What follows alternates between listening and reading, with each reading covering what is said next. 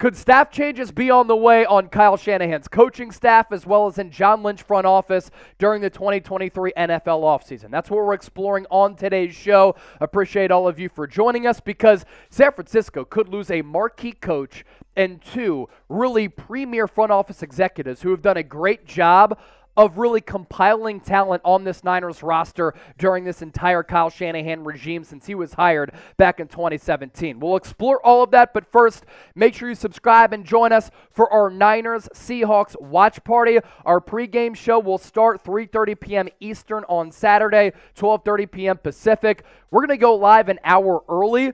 And if you want us to go live even earlier, then hit that thumbs up icon and like the video. If we get 1,000 likes on this video, maybe we will go live even earlier than that designated time slot. Let's begin here with some 49ers rumors, 49ers buzz on the potential fact that the Niners might have some reshuffling on that coaching staff and in the front office. And we begin with DeMeco Ryans. As of right now, Denver Broncos, Houston Texans, 2 head coaching openings after the firing of Nathaniel Hackett a couple of weeks ago, the firing of Lovie Smith on Sunday, have requested to interview the Niners defensive coordinator. And what a rise it's been for DeMeco Ryans. It all started with him getting recruited out of high school, one of the most highly touted recruits coming out of the high school ranks. He commits to play at Alabama. While he was there, All-American in 2005, consensus. 2006, he was the Defensive Rookie of the Year after being a second-round pick, number 33 overall for the Texans. In 2007,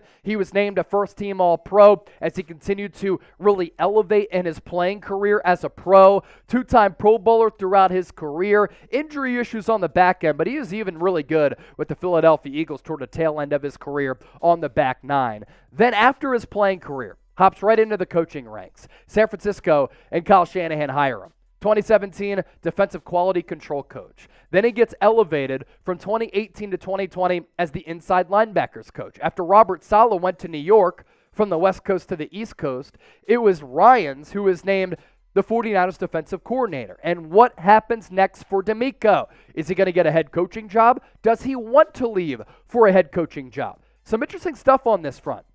This is coming from Albert Breer. The case of 49ers defensive coordinator DeMeco Ryans, certainly an interesting one.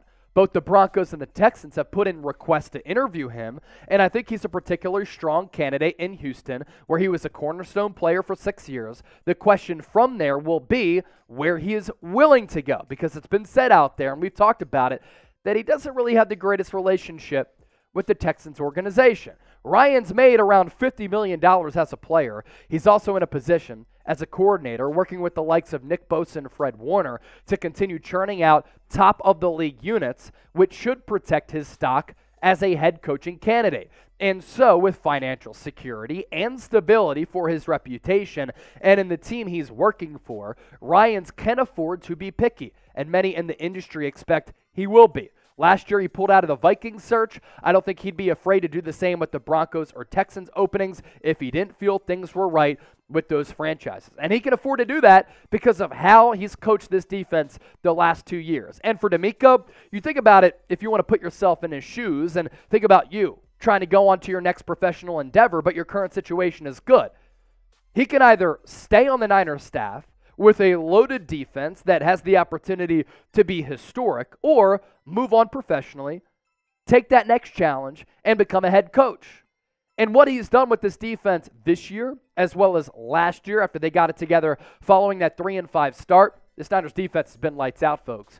Points per game, number 1 in the NFL, giving up a tick over 16. Yards per game, just about 300. That's also atop the league. Same for points per play. Yards per play, they're 4 at 5 in today's pass-happy NFL. That's certainly impressive.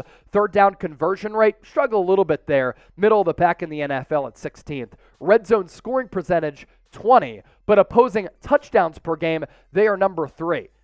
That's crazy. Less than 2 touchdowns per game in today's NFL. It's mind-boggling. Yards per rush, 3.2. That's second this year. Rushing yards per game, that is also second. And they're led by Nick Bosa, who has 18.5 sacks. And I understand that DeMeco does have some great opportunities out there. But it's not insane to think that DeMeco could come back. If he doesn't believe as though that the organizations have the necessary stability where he can be there for the long haul and not get fired after a year or two, then come back to San Francisco, which does have that stability, which does have that foundational structure, which has a defense that is going to be better than any defense you go to, because the big reason you're going to a franchise as a head coach is because that franchise is down and out currently. So he has a couple of options, and optionality professionally is a very good thing no matter which industry you work in. Now, if you are subscribed to the 49ers Report and you're going to join us for our watch party, you love this football team and you love our content, that means that you're a real one. So type real one right now in the chat. As for the betting odds for this game on Saturday against Seattle, San Francisco, 10.5-point favorites. It's going to be potentially a monsoon. Total over-under, is set at 43. That line here tells me the odds makers really like the Niners in this game. And a lot of you earlier on our live show were asking about the odds to win the NFC. A couple of sports books out there do have San Francisco as the odds-on favorite to win the NFC. Our sportsbook partner, BetUS, has the Eagles and Niners tied to win the NFC with odds at plus 175. And then it's a big drop-off. Cowboys 6-1, Buccaneers 10-1, Vikings 14-1. If you want to bet on the Niners to win the NFC, to beat Seattle, cover the spread, or hit them on the money line, do so with our sportsbook partner, BetUS. Chatsports.com/49bet, promo code Niners125. You enter that link in that promo code, you get a 125% deposit bonus. You put in $100, you get $125 back. From the coaching staff on the sideline to upstairs in the front office, Adam Peters. He's had a couple of interviews for some vacant general manager openings over the last couple of years, most recently last year with the New York Giants. That went to Joe Shane, formerly of the Buffalo Bills. Adam Peters, Cardinals, Titans, Texans, all requesting interviews with him, and then one of his cohorts, one of his right-hand men, Carthon, another legendary front office executive. He's the director of player personnel for the Niners. Adam Peters, assistant GM. Cardinals, Titans, Texans have requested interviews with him as well. What's of note here, could Carthon or Adam Peters go somewhere and take DeMeco Ryans with them?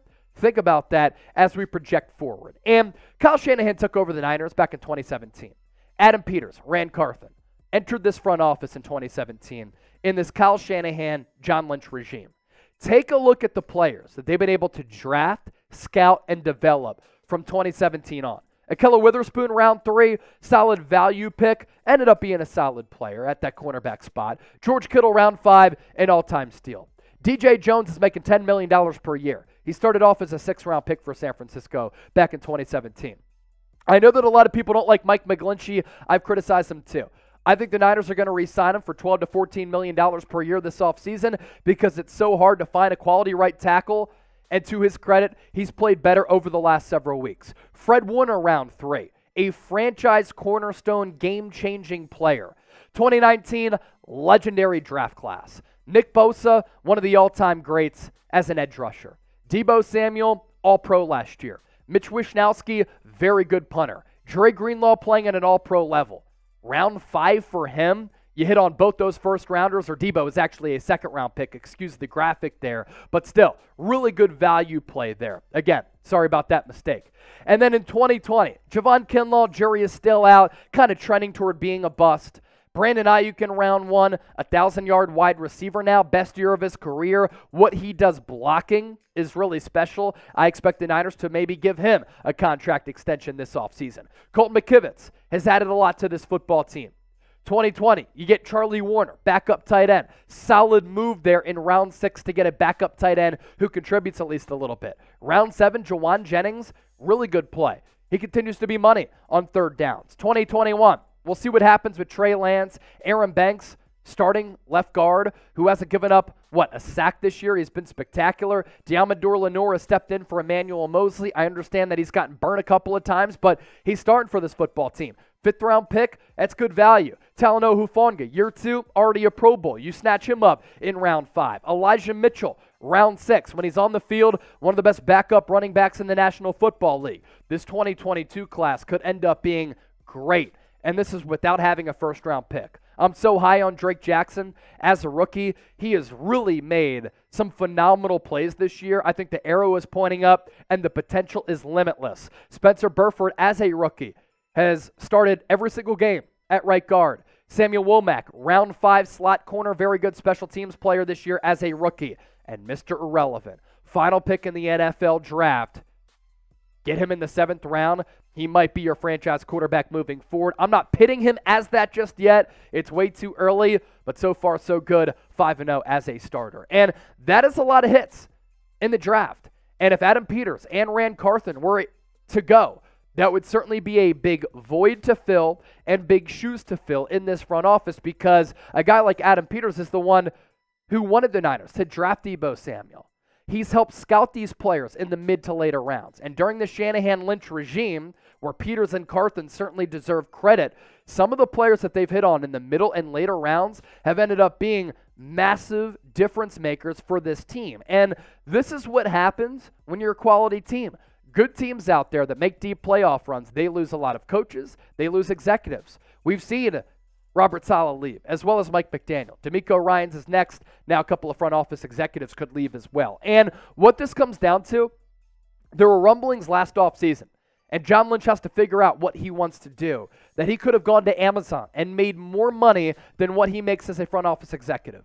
If John Lynch thinks that the petrol in the tank is running out a little bit and that E-light is on in his gas tank, he should just step aside right now, or he should tell Adam Peters, look, I might have a year left. I might step aside right now. You're going to be our next general manager. Peters and Shanahan, they have a really good relationship. If Lynch doesn't have a lot left, it'd be really important to keep Peters and or Carthon in this front office. Something to keep an eye out for. Now, if you love the Niners, I want you to hit that thumbs up icon and like the video. Appreciate all of you for watching the show, and make sure you subscribe.